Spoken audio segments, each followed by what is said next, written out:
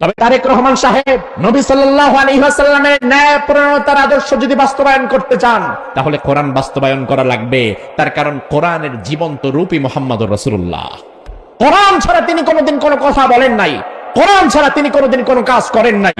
রাসূল তার জীবনে ইনসাফ করেছেন, ন্যায় বিচার প্রতিষ্ঠা করেছেন।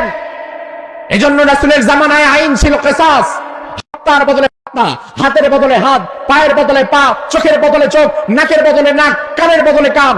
অর্থাৎ আপনি আরেকজনকে যতটুকু আঘাত করবেন, ইসলাম বলে ঠিক ততটুকু আঘাত আবার তোমার ফিরিয়ে দেওয়া হবে। তুমি যদি আরেকজনের হাত কেটে ফেলো, বিনিময়ে তোমার হাত কেটে ফেলা হবে। তুমি যদি আরেকজনের পা ভেঙে দাও, বিনিময়ে তোমার পা ভেঙে দেওয়া হবে। তুমি যদি আরেকজনের চোখ উপড়ে ফেলো, বিনিময়ে তোমার চোখ উপড়ে ফেলা হবে।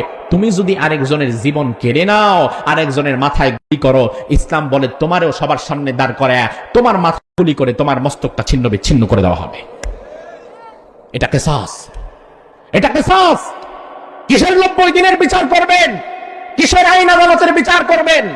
হাইকোর্ট আইন করবে, সুপ্রিম কোর্ট আবার এটা বাতিল করে দিবে, আসামি পার পেয়ে যাবে, কোনো বিচার আচার হবে না।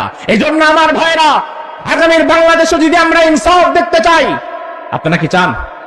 আগামীর বাংলাদেশে যদি আমরা ইনসাফ দেখতে চাই, ন্যায় পরায়ণতা দেখতে চাই, কিসাস গ্রহণ করতে হবে, রাসূলুল্লাহর আদর্শ বাস্তবায়ন করতে হবে। যুব সমাজকে যদি মাদক দ্রব্য থেকে ফেরাতে হয়, ইয়াবা, বাবা, গাঁজা, ফেন্সিডিল থেকে ফেরাতে হয়, অন্য কোনো তন্ত্র মন্ত্র চলবে না, কোরআন দিয়ে সমাজ বিনির্মাণ করা লাগবে।